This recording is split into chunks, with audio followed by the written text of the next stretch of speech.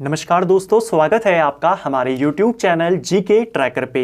देखिए फ्रेंड्स, आज के वीडियो में हम बात करेंगे जो हमारी एक सीरीज है Uttarakhand GK practice set series.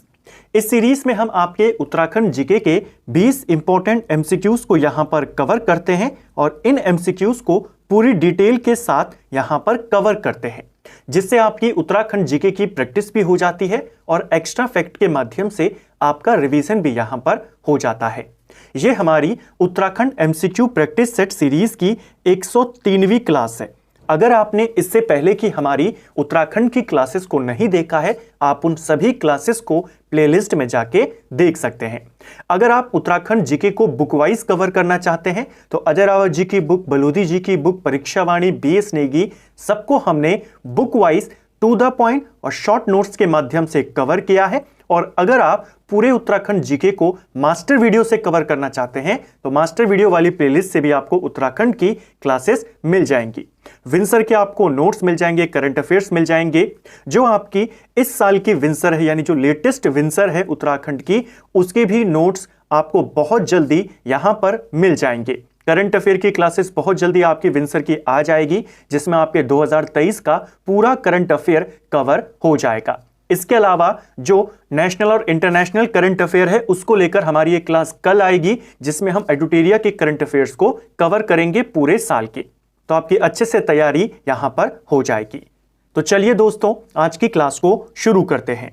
आज का हमारा पहला क्वेश्चन है, कुमाऊं में स्थायी छावनियों की स्थापना किस चंद शासक ने करी थी? देखिए, कुमाऊं में स्थायी छावनियां ये बनानी शुरू करी थी उद्योग चंद ने। ऑप्शन बी सही आंसर हो जाएगा। जो उद्योग चंद है यह किसका पुत्र है? इसका नाम पूछा जाता है बाज बहादुर चंद, काफी प्रसिद्ध शासक है चंद वंश में, हमने इसके बारे में डिटेल में जाना था। इसके पुत्र का नाम है उद्योग चंद और इसी ने कुमाऊं में स्थायी छावनियां बनाई थी। उद्योग चंद की अगर हम बात करते हैं, इसने एक फेमस संधि करी थी। हम कहते हैं संधि को खैरागढ़ी की संधि। खैरागढ़ी की संधि 1688 में होती है और यह संधि उद्योग चंद और जो डोटी का शासक था देवपाल, इनके बीच में हुई थी। क्वेश्चन आता है, डोटी के शासक देवपाल और चंद शासक उद्योग चंद के बीच खैरागढ़ी की संधि कब हुई? 1688। जो उद्योग चंद है एक प्रसिद्ध इतिहासकार है जिनका नाम है रुद्रदत्त पंत। रुद्रदत्त पंत ने इस राजा को तपस्वी राजा, तपस्वी शासक कहा है। इसको भी ध्यान करेंगे, ठीक है। नेक्स्ट है, उत्तराखंड में एक नाली जमीन कितने वर्ग मीटर के बराबर होती है? प्रीवियस ईयर का क्वेश्चन है, उत्तराखंड की मापन प्रणाली को लेकर क्वेश्चन बनता रहता है। एक नाली जमीन अगर हम बात करें कितने वर्ग किलोमीटर के बराबर होती है, यह आपके 200 वर्ग मीटर के बराबर होती है। ऑप्शन सी सही आंसर हो जाएगा। और अगर हम मुट्ठी में बात करें, एक नाली में कितनी मुट्ठी होती है? 16 होती है और 2.5 नाली में आपकी 40 मुट्ठी होती है, यानी 1 बीघा वहां पर होता है। तो यह मापन आपको ध्यान रखना है। नेक्स्ट है, कतुरी राजवंश के संस्थापक कौन था? देखिए, कतुरी राजवंश काफी प्रसिद्ध राजवंश है उत्तराखंड के इतिहास में। उत्तराखंड का पहला ऐतिहासिक राजवंश कतुरी राजवंश या कार्तिकेयपुर राजवंश को माना जाता है। इसके संस्थापक बसंत देव थे। ऑप्शन बी सही उत्तर यहां पर हो जाएगा। एक और क्वेश्चन आता है, जोशीमठ में चमोली में काफी प्रसिद्ध मंदिर है नरसिंह मंदिर। प्रश्न आता है, जोशीमठ का जो नरसिंह मंदिर है इसका निर्माण किसने करवाया? इसी बसंत देव ने कराया, ठीक है। नेक्स्ट है, चंपावत तहसील को पिथौरागढ़ जनपद में कब सम्मिलित किया गया था? देखिए, चंपावत जिला बनने से पहले पिथौरागढ़ जनपद के अंतर्गत एक तहसील था। चंपावत को पिथौरागढ़ में तहसील के रूप में कब जोड़ा गया? यह जोड़ा गया 13 मई 1972। 1972 में चंपावत एक तहसील के रूप में इसको दर्जा दिया गया और फिर हम जानते हैं 1997 में, यानी 25 साल बाद इसे जिले का दर्जा दे दिया गया। तो इसको भी आपने ध्यान रखना है, ठीक है। चंपावत का प्राचीन नाम क्या है? चंपावत का प्राचीन नाम है कुमु। यह भी पूछा जाता है। जो चंद शासक थे, कुमाऊं के चंद राजा, उनकी प्रारंभिक राजधानी चंपावत थी और शुरुआत में चंपावत के आसपास के इलाके को ही काली कुमाऊं कहा जाता है। क्वेश्चन आता है कि किस जिले के आसपास के इलाके को काली कुमाऊं के नाम से जाना जाता था? चंपावत का इलाका, ठीक है। नेक्स्ट है, शंख लिपि में लिखे गए काले रंग के आलेख कहां से मिले हैं? तो शंख लिपि में लिखे गए काले रंग के आलेख, ये हमको पुरोला से मिला है। ऑप्शन बी सही उत्तर हो जाएगा। यह भी एक प्रीवियस ईयर का क्वेश्चन है। देखिए, पुरोला की बात करते हैं, उत्तरकाशी में स्थित है। उत्तरकाशी में एक प्रसिद्ध घाटी है जिसे कहते हैं हरकीदून घाटी। हरकीदून घाटी का प्रवेश द्वार माना जाता है पुरोला को। यहीं पर एक काले रंग का आलेख मिला है जो कि शंख लिपि में है। इसको आपने ध्यान रखना है, यह क्वेश्चन भी पेपर में आया है। निम्नलिखित में से दमयंती व रयांती का संबंध किससे है? तो दमयंती रयांती ये आपके जौनसारी जनजाति से संबंधित हैं। जनजातियों को लेकर भी आपके सवाल आते रहते हैं। जनजातियों में विवाह से पहले लड़की को दमयंती कहा जाता है और विवाह के बाद रयांती कहा जाता है। तो विवाह पूर्व दमयंती, विवाह उपरांत रयांती। क्वेश्चन आया था उत्तराखंड में कि दमयंती किस जनजाति से संबंधित है, तो जनजातीय है आपकी जौनसारी, वहां पर शादी से पहले लड़की को यह कहा जाता है। ठीक है, नेक्स्ट है, टिहरी हाईकोर्ट के प्रथम मुख्य न्यायाधीश कौन थे? देखिए, टिहरी में हाईकोर्ट की स्थापना किसने करी? पहला क्वेश्चन तो यह आता है। और इससे भी पहले पूछा जाता है टिहरी में हाईकोर्ट कब स्थापित किया गया? तो टिहरी रियासत में हाईकोर्ट की स्थापना 1938 में होती है। आपने वर्ष याद करना है। और अभी टाइम पीरियड किसका चल रहा है? अभी टाइम पीरियड चल रहा है नरेंद्र शाह का। तो टिहरी में हाईकोर्ट की स्थापना नरेंद्र शाह ने करी थी 1938 में। इसका जो पहला मुख्य न्यायाधीश बनाया गया था वो बैरिस्टर मुकुंदी लाल को बनाया गया था। ऑप्शन डी सही आंसर हो जाएगा। तो टिहरी में हाईकोर्ट 38 में बना, नरेंद्र शाह ने बनाया और मुख्य न्यायाधीश बैरिस्टर मुकुंदी लाल बने थे। बैरिस्टर मुकुंदी लाल का जन्म कब और कहां हुआ, अगर यह क्वेश्चन आ जाए, क्योंकि जो महान व्यक्ति हैं, स्वतंत्रता सेनानी हैं, उनसे रिलेटेड आते रहते हैं आपके प्रश्न। बैरिस्टर मुकुंदी लाल की बात करें, इनका जन्म पाटली गांव में हुआ था। पाटली गांव आपके चमोली में पड़ता है। यहां पर इनका जन्म 1885 में हुआ था। ठीक है, जो वीर चंद्र सिंह गढ़वाली थे, जिनके ऊपर आरोप लगाया गया था, उनके ऊपर देशद्रोह का केस चलाया गया था, क्योंकि उन्होंने जो निहत्थे अफगान थे आंदोलनकारी, उनके ऊपर गोलियां चलाने से मना कर दिया था पेशावर में, और उसी घटना को हम पेशावर कांड कहते हैं। तो वीर चंद्र सिंह गढ़वाली और उनके साथियों का केस किसने लड़ा था? इन्होंने लड़ा था। क्वेश्चन आता है उनकी पैरवी किसने करी थी? इन्होंने ही करी थी। ठीक है, 1923 और 1926 में हमने भारतीय राष्ट्रीय आंदोलन वाली वीडियो में देखा था कि स्वराज पार्टी जो चुनाव होते हैं उस समय वो लड़ती है, 1923 में भी और 1926 में भी। तो स्वराज पार्टी के टिकट पर 1923 और 1926 में गढ़वाल से ये चुनाव लड़ते हैं। कौन? बैरिस्टर मुकुंदी लाल। ठीक है, और इन्हीं के द्वारा जो चित्रकार मौला राम है, उसके चित्रों को दुनिया के सामने लाया गया। एक और क्वेश्चन आता है, इन्हीं को लेकर प्रश्न बनता है, चित्रकार मौला राम के चित्रों को प्रसिद्ध करने का श्रेय, दुनिया के सामने लाने का श्रेय किसको जाता है? इन्हीं को जाता है, बैरिस्टर मुकुंदी लाल। इन्होंने एक फेमस किताब लिखी थी गढ़वाल पेंटिंग्स, जो कि मौला राम के चित्रों पर बेस्ड थी 1968-69 में। तो ये सारे क्वेश्चन मुकुंदी लाल के हमने एक ही जगह पर देखे। कोट द्वार में इनका भवन है और उसको किस नाम से जाना जाता है, ये क्वेश्चन भी पूछा जा सकता है। कोट द्वार में इनके भवन को भारती भवन के नाम से जानते हैं। नेक्स्ट है, अल्मोड़ा कांग्रेस की रीढ़ किसे कहा जाता है? तो अल्मोड़ा कांग्रेस की रीढ़ ये कहा जाता है हरगोविंद पंत को। ऑप्शन सी सही आंसर हो जाएगा। हरगोविंद पंत की बात करें, इनका जन्म अल्मोड़ा के चितई गांव में हुआ था। जन्म इनका 1885 में हुआ था। जब भारत छोड़ो आंदोलन चला, उस दौरान अल्मोड़ा में कई सारे व्यक्तियों को नजरबंद किया गया। तो क्या आप जानते हैं, भारत छोड़ो आंदोलन जैसे ही शुरू होता है 42 में, बहुत सारे नेताओं को केंद्र में भी और अलग अलग राज्यों में भी रात में ही नजरबंद कर दिया जाता है। तो अल्मोड़ा से नजरबंद किए गए पहले व्यक्ति कौन थे? पहले आंदोलनकारी हरगोविंद पंत थे। सीधा क्वेश्चन आएगा, भारत छोड़ो आंदोलन के दौरान अल्मोड़ा में सर्वप्रथम किसे नजरबंद किया गया? इन्हीं को नजरबंद किया गया था। हरगोविंद पंत को लेकर एक और महत्वपूर्ण क्वेश्चन आता है। वर्ष था 1928 को। 1928 को बागेश्वर में इन्होंने कुलीन ब्राह्मणों द्वारा जो प्रथा थी कि वो हल नहीं चलाते थे, इन्होंने खुद हल चलाया और ब्राह्मणों द्वारा हल न चलाने की प्रथा को इन्होंने तोड़ा। क्वेश्चन आता है, ब्राह्मणों द्वारा हल न चलाने की प्रथा को किसने, कब और कहां तोड़ा? हरगोविंद पंत ने 1928 में बागेश्वर में तोड़ा। ठीक है, नेक्स्ट है, उत्तराखंड राज्य लोक सेवा अधिकरण कहां स्थित है? लोक सेवा आयोग नहीं पूछा है, लोक सेवा अधिकरण पूछा है। यह आपके देहरादून में है वर्तमान में। ऑप्शन सी सही आंसर हो जाएगा। यह क्वेश्चन भी यूके SSC ने पूछा था 2019 के हाईकोर्ट के पेपर में, यह आपसे पूछा गया था। लोक सेवा अधिकरण की अगर हम बात करते हैं, इसकी स्थापना 2004 में होती है। जब इसकी स्थापना होती है तब इसे नैनीताल में स्थापित किया गया था, लेकिन 2013 में इसे देहरादून ले जाया जा चुका है। ठीक है, नेक्स्ट है जौलजीबी मेला किन नदियों के संगम पर आयोजित होता है?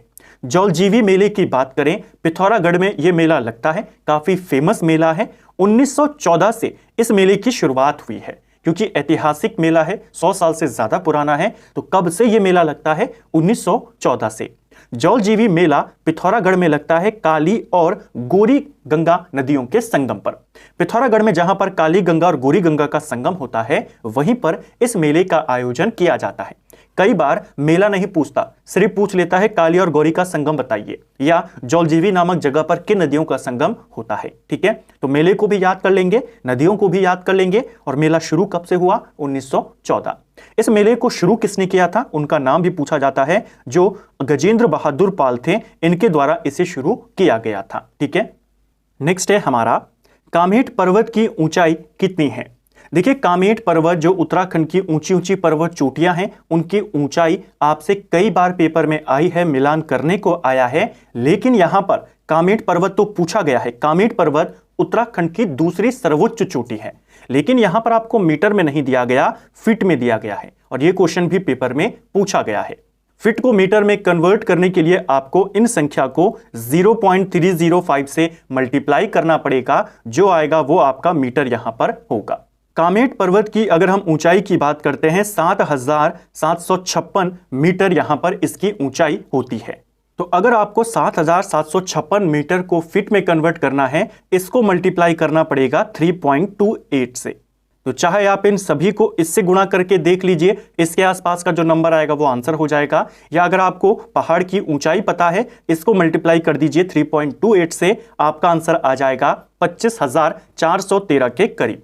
ऊपर नीचे यहां पर है, क्योंकि कुछ जगहों पर 25,446 दिया है, कुछ जगहों पर 25,440 दिया है। सबसे नजदीक कौन है? 25,413 फीट कामेट पर्वत की ऊंचाई है। ठीक है, तो इस एंगल से भी क्वेश्चन को कवर करके जरूर जाना। अगर हम उत्तराखंड की सर्वोच्च चोटी की बात करते हैं, जो है आपकी नंदा देवी पश्चिमी, चमोली में ही स्थित है, कामेट पर्वत भी वहीं पर है। उत्तराखंड की सर्वोच्च चोटी है नंदा देवी, उसकी ऊंचाई है 7,817 मीटर।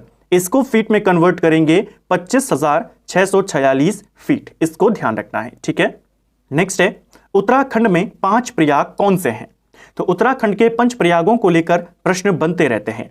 5 प्रयागों में नंद प्रयाग आता है, कर्ण प्रयाग आता है, रुद्र प्रयाग, देव प्रयाग, शिव प्रयाग नहीं आता। तो जहां जहां पर आपका शिव प्रयाग है वो गलत हो जाएगा, और केदार प्रयाग भी इसमें शामिल नहीं है। तो शिव प्रयाग और यहां पर केदार प्रयाग, तो तीनों आपके एलिमिनेट हो गए। ये वाला आपका आंसर हो जाएगा। विष्णु प्रयाग, नंद प्रयाग, कर्ण प्रयाग, रुद्र प्रयाग और देव प्रयाग 5 प्रयागों में शामिल होते हैं। विष्णु प्रयाग में किन किन नदियों का संगम होता है? विष्णु प्रयाग में अलकनंदा और धौलीगंगा का संगम होता है। नंद प्रयाग में अलकनंदा नंदाकिनी का होता है।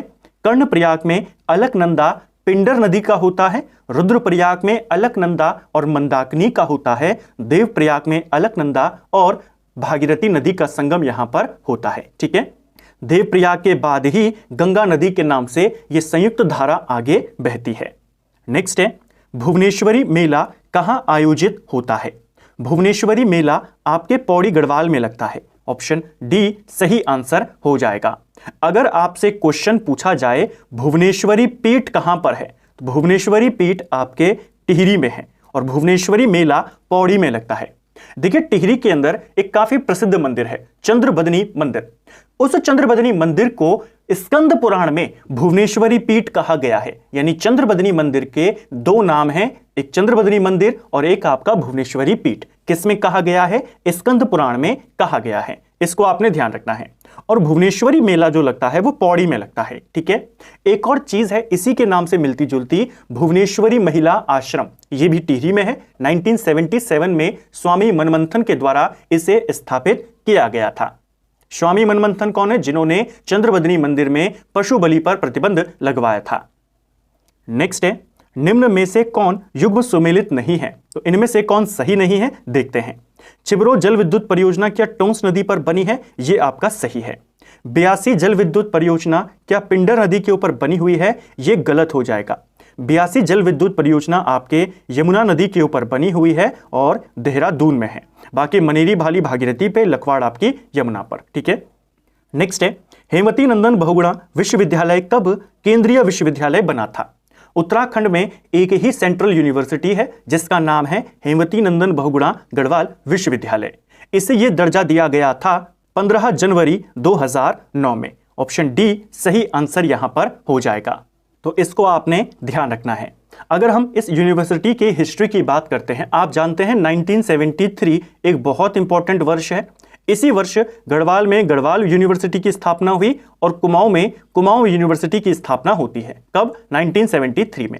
जो गढ़वाल यूनिवर्सिटी थी, गढ़वाल विश्वविद्यालय था, इसे 1989 पर इसका नाम बदला गया और हेमवती नंदन बहुगुणा गढ़वाल विश्वविद्यालय इसका नाम कर दिया गया। और इसके 20 साल बाद 15 जनवरी 2009 को इसको केंद्रीय विश्वविद्यालय का दर्जा दे दिया गया और इसका नाम हो गया हेमवती नंदन बहुगुणा केंद्रीय विश्वविद्यालय। इसको आपने ध्यान रखना है। ठीक है, नेक्स्ट है, श्रीनगर के पास देवलगढ़ में किस राजा के द्वारा अपनी कुल देवी राज राजेश्वरी के मंदिर की स्थापना करी गई? तो पहला क्वेश्चन तो यह हो गया, पंवार वंश की कुल देवी कौन थी? आप कहेंगे राज राजेश्वरी देवी। ठीक है, दूसरा, इनका प्रसिद्ध मंदिर कहां पर है? देवलगढ़ में है, श्रीनगर के नजदीक। 2 क्वेश्चन हो गए। और यह मंदिर बनवाया किसने है? यह मंदिर अजयपाल ने बनवाया था। ऑप्शन डी सही उत्तर यहां पर हो जाएगा। अजयपाल की बात करते हैं तो पंवार वंश का सबसे प्रतापी राजा अजयपाल को ही माना जाता है। पंवार वंश ने गढ़वाल पर शासन किया था। अजयपाल पंवार वंश के 37वें राजा थे। ठीक है, अजयपाल ने 1490 से लेकर 1519 तक यहां पर शासन किया था। अजयपाल के पिता का नाम क्या है? क्योंकि काफी फेमस शासक हैं, इनके पिता का नाम आनंदपाल द्वितीय था। पंवार वंश का वास्तविक संस्थापक इन्हीं को माना जाता है। ठीक है, एक और क्वेश्चन बनता है अजयपाल को लेकर कि कत्तूरी शासकों को पराजित कर उनका जो स्वर्ण सिंहासन था वो किस पंवार शासक ने छीना था? अजयपाल ने छीना था। उसे छीनकर वो चांदपुर गढ़ में लेकर आए थे। अजयपाल की तुलना गढ़वाल के अशोक के रूप में होती है। इसे युधिष्ठिर कहा जाता है, इंद्र कहा जाता है। पंवार वंश का संस्थापक कनकपाल था, लेकिन वास्तविक संस्थापक इसी को माना जाता है और राहुल सांकृत्यायन तो इसी को संस्थापक मानते हैं। ठीक है, इसके अलावा कुछ और बातें आपको अजयपाल को लेकर याद करनी है। कुमाऊं के ऊपर, जैसा आप जानते हैं, कुमाऊं और गढ़वाल के राजा लगातार आपस में युद्ध करते रहते थे। कुमाऊं के ऊपर आक्रमण करने वाला पहला गढ़वाल का शासक कौन था? अजयपाल था। ठीक है, इसने कीर्ति चंद के ऊपर आक्रमण किया था और हार गया था 1491 में। हालांकि 1492 में इसने अपनी हार का बदला कीर्ति चंद से ले लिया था। तो इधर से कुमाऊं पर आक्रमण करने वाला पहला कौन हुआ? अजयपाल। और कुमाऊं से गढ़वाल पर करने वाला पहला कौन हुआ? कीर्ति चंद। ठीक है, पूर्व काल में जो पूरा गढ़वाल था माना जाता है पूरे 52 गढ़ों में विभाजित था। प्रश्न आता है, इन 52 गढ़ों को जीतकर इसका एकीकरण किसने किया और गढ़पाल के नाम से जाना गया? तो वो भी अजयपाल है। 52 गढ़ों को जीतने वाला पहला और एकमात्र राजा कौन था? अजयपाल था। ठीक है, पंवार वंश की राजधानी जो शुरुआती थी वो चांदपुरगढ़ थी। चांदपुरगढ़ से राजधानी निकालकर इसने 1512 में देवलगढ़ को राजधानी बनाया और फिर इसने 1517 में श्रीनगर को अपनी राजधानी बनाया। कुछ जगहों पर श्रीनगर राजधानी 1515 भी दी गई है, तो जो आपको विकल्प में दिया जाएगा उसे आप आंसर करेंगे। पिछली बार 1515 दिया गया था विकल्प में, 17 विकल्प में नहीं था। ठीक है, एक और क्वेश्चन आता है, पंवार वंश का वो कौन सा शासक था जिसने केंद्रीय सेना का निर्माण किया? वो भी अजयपाल था। इसको भी ध्यान रखना है। ठीक है, नेक्स्ट है, छोलिया संबंधित है। जो छोलिया नृत्य है आपका किस प्रकार का नृत्य है यह आपने बताना है। देखिए, छोलिया नृत्य आपके कुमाऊं में किया जाता है। कुमाऊं में इसको कहा जाता है छोलिया नृत्य और गढ़वाल में इसी के समांतर एक नृत्य है जिसको कहा जाता है सरौ नृत्य। और भोटिया जनजाति भी एक नृत्य करती है जिसे कहा जाता है पौड़ा नृत्य। तीनों डांस एक ही फॉर्म है, तीनों में तलवार और ढाल के साथ डांस किया जाता है। अब तलवार और ढाल के साथ डांस किया जा रहा है तो यह किस प्रकार का होगा? वीर गाथा नृत्य होगा। और यही क्वेश्चन एग्जैक्ट यही ऑप्शंस आपको पेपर में दिए गए थे। तो छोलिया नृत्य तलवार और ढाल के साथ किया जाने वाला कुमाऊं का नृत्य है। सरो नृत्य तलवार और ढाल के साथ किया जाने वाला गढ़वाल का नृत्य है। और पौड़ा भोटिया जनजाति से संबंधित है। ऑप्शन डी सही उत्तर हो जाएगा। ठीक है, नेक्स्ट है, पाणिनि की रचना में उल्लेखित कालकूट की पहचान किस स्थल से की जाती है? देखिए, पाणिनि की रचना में जो पाणिनि है इसकी रचना का नाम क्या है? अष्टाध्याय। इसमें कालकूट के बारे में बताया गया है। तो एक क्वेश्चन तो यह हो गया कि कालकूट का उल्लेख इनमें से किस ग्रंथ में मिलता है? आप कहेंगे अष्टाध्याय में मिलता है। और कालकूट का पहचान किस स्थल से की गई है? इसकी पहचान कालसी से की गई है। दूसरा क्वेश्चन बनेगा कालसी का पुराना नाम क्या है? तो कालसी का पुराना नाम कालकूट है। ठीक है, नेक्स्ट है, सन 1850 में ईस्ट इंडिया के आमंत्रण पर कौन सा चीनी चाय विशेषज्ञ गढ़वाल आया था? तो चीनी चाय विशेषज्ञ 1850 में बुलाया गया था गढ़वाल में ईस्ट इंडिया कंपनी के द्वारा और इसका नाम था एसआई वांग। ये भी एक प्रीवियस ईयर का क्वेश्चन है। पिछली बार आपसे इसका नाम पूछा गया, हो सकता है अगली बार वर्ष पूछ ले। उत्तराखंड में वैसे भी वर्ष ज्यादा पूछे जाते हैं। नेक्स्ट है, कुमाऊं का अंतिम गोरखा सुब्बा कौन था? सुब्बा यानी सूबेदार। गोरखा काल में सूबेदार को जो या गोरखा प्रमुख होता था उसे सुब्बा कहते थे। कुमाऊं में गोरखाओं का जो पहला सुब्बा था उसका नाम था जोगामल, जिसने गोरखाओं की तरफ से पहला भूमि बंदोबस्त भी किया था। और यही क्वेश्चन पूछा भी गया था कि गोरखाओं में पहला भूमि बंदोबस्त किसने किया? आपने जवाब दिया जोगामल ने। यह पहला गोरखा सुब्बा था। अंतिम गोरखे सुब्बे का नाम बमशाह चौतरिया था। ऑप्शन सी सही उत्तर यहां पर हो जाएगा। ठीक है, तो फ्रेंड्स ये था हमारा आज का वीडियो जिसमें हमने उत्तराखंड के 20 इंपॉर्टेंट एमसीक्यूज को यहां पर कवर किया और ना सिर्फ क्वेश्चन आंसर के रूप में देखा, इनको एक्स्ट्रा फैक्ट के माध्यम से कवर करने का प्रयास किया। उम्मीद करता हूं आपको आज का वीडियो पसंद आया होगा। अगर आपको ये वीडियो पसंद आया है तो वीडियो को लाइक करें, चैनल पर नए हैं तो सब्सक्राइब करें, अपने दोस्तों के साथ शेयर करें। वीडियो आपको कैसा लगा कमेंट बॉक्स में हमें जरूर बताएं। Thank you friends.